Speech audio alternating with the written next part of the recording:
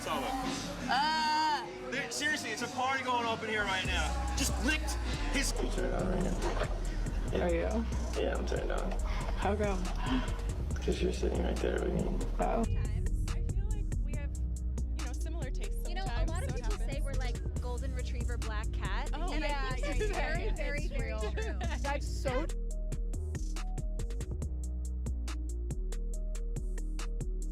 https://docs.google.com/document/d/1z-is-rf4sv6idk gel tp mob soci br6 a 3ci0b 5xpxv0tu/edit question mark. USP sharing the night starts with a dim bar, a low hum of conversation, and one photo that flips the internet on its head. Justin Bieber in that moody, dive bar lighting, body language loose, and Kendall Jenner leaning in like she's whispering a secret meant for two. Cancel it. Seriously, it's a party going up in here right now. Just licked his face. That kind of beats it right there. Cancel. That's all it took. A frame, a micro moment, and suddenly timelines are screaming too close, too cozy, not wife energy. Because whether it's fair or not, the optics felt messy. The way Kendall's posture cuts into Justin's space, the way Justin isn't flinching, the way Hailey isn't in the frame, it creates a storyline without a single caption. And here's the twist. That one snapshot doesn't live alone. It plugs straight into an archive of deja vu moments that always seem to put Kendall center stage, Justin unbothered, and Hailey playing cleanup after the comments. Before we dive in, tap like, subscribe, and drop your take in the comments. Do you think it's innocent, or is there something deeper that keeps repeating? Question, did you see this coming? See what coming? You too? Honestly, no, I was super I didn't know, you know what I mean? Like, I think I hoped. Yeah. Like, obviously, Hales is my lady and my best friend, and I wanted it so bad for both of you, and obviously her and I have connected through it as well, and I don't know, it just makes me really happy. I said that to you guys at your wedding. I think I started crying, and I was pretty drunk.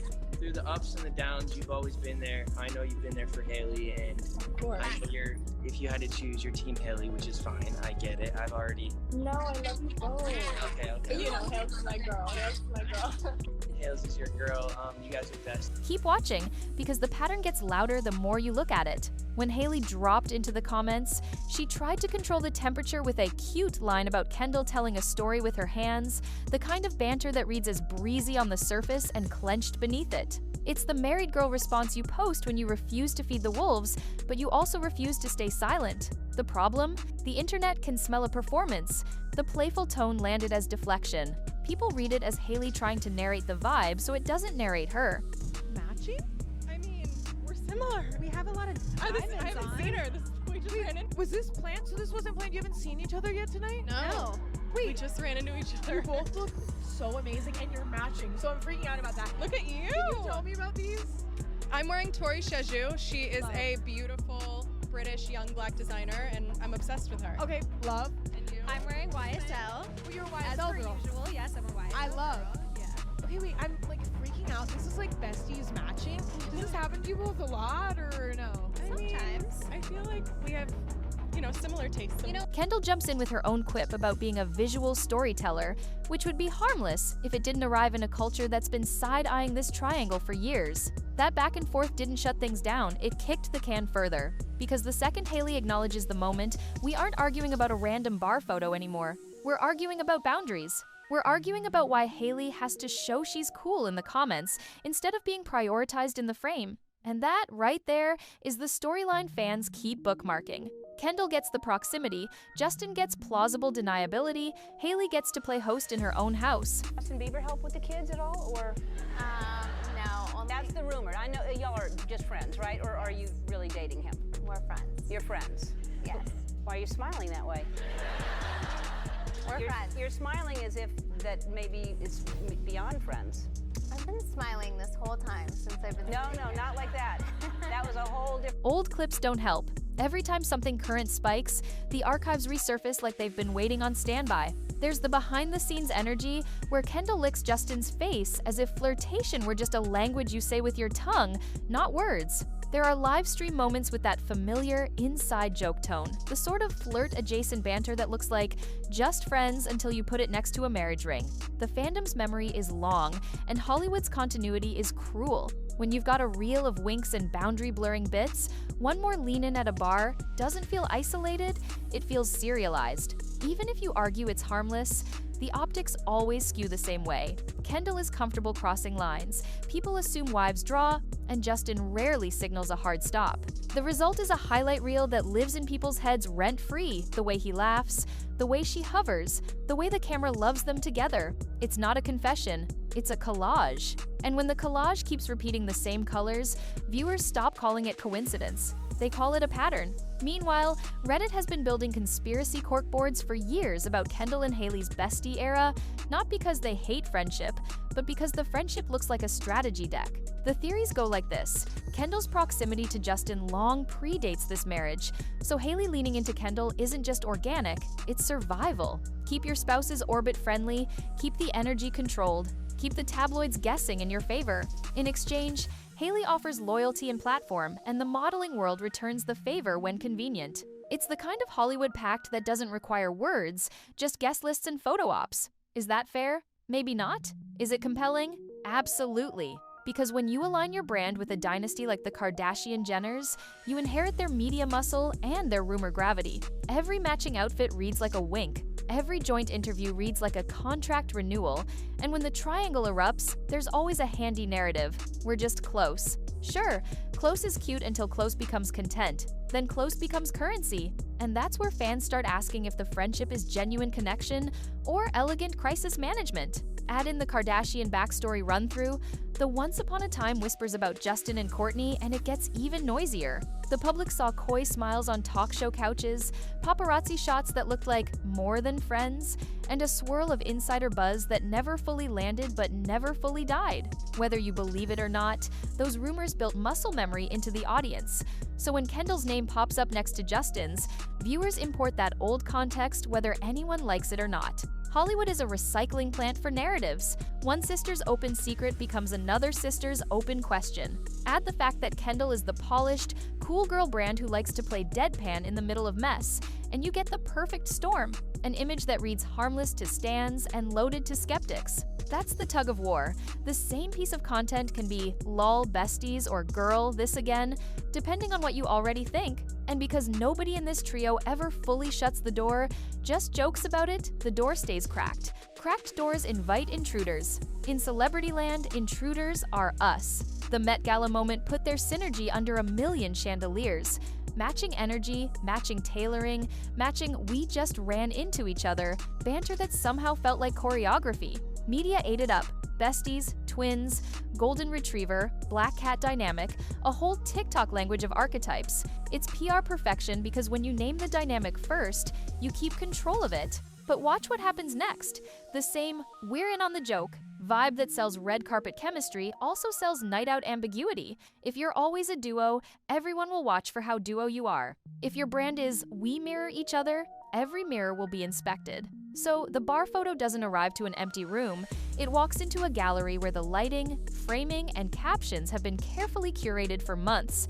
Kendall and Hailey brand themselves like complementary colors, which means Justin, intentionally or not, becomes the negative space. And negative space is where the eye rests. It's where people find meaning that wasn't intended.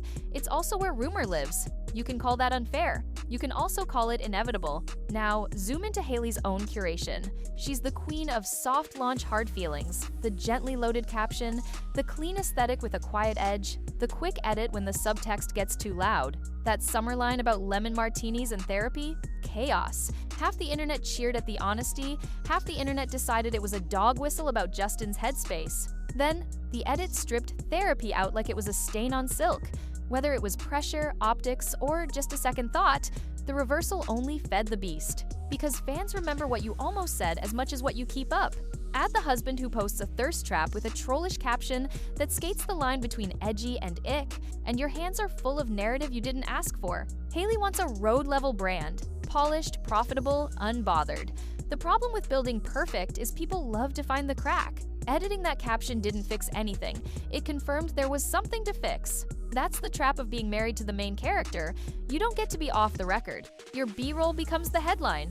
And then there's the church plotline, the kind of slow burn subplot that turns a celebrity story into a prestige drama, whispers about cult vibes, former best friends walking away, worried insiders, and a pastor with pop star proximity create a narrative that's bigger than one marriage. Whether you believe the alarm bells or you think it's spiritual sensationalism, the effect is the same. Justin's judgment gets put on trial. That trial doesn't happen in a courtroom, it happens in the comments. And the jury is made of people who already think they know how this ends. For Hailey, that's a nightmare, because you can't win a vibes case with facts. Every jittery post or blank-eyed paparazzi shot becomes proof.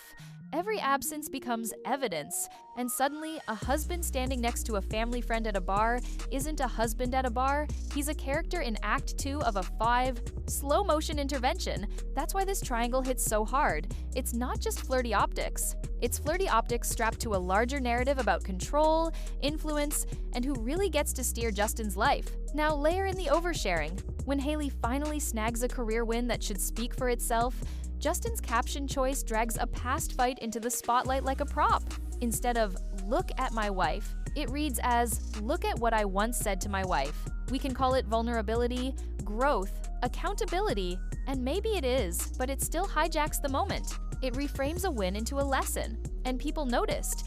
Fans hate when women's milestones get turned into men's morality plays. That's why the backlash wasn't subtle. It wasn't about hating Justin. It was about hating the reflex that makes him the narrator of her success. Put that next to a history of awkward public stories, the occasional clout-hungry caption, and the insensitive timing of shirtless "I'm still him" posts, and you've got a paper trail of moments where Hailey becomes collateral in someone else's content strategy. Even when he edits, even when he clarifies, the screenshot is forever. In a world where attention is currency, whoever frames first often wins. Lately, the frame hasn't been flattering. So what does the bar photo actually mean?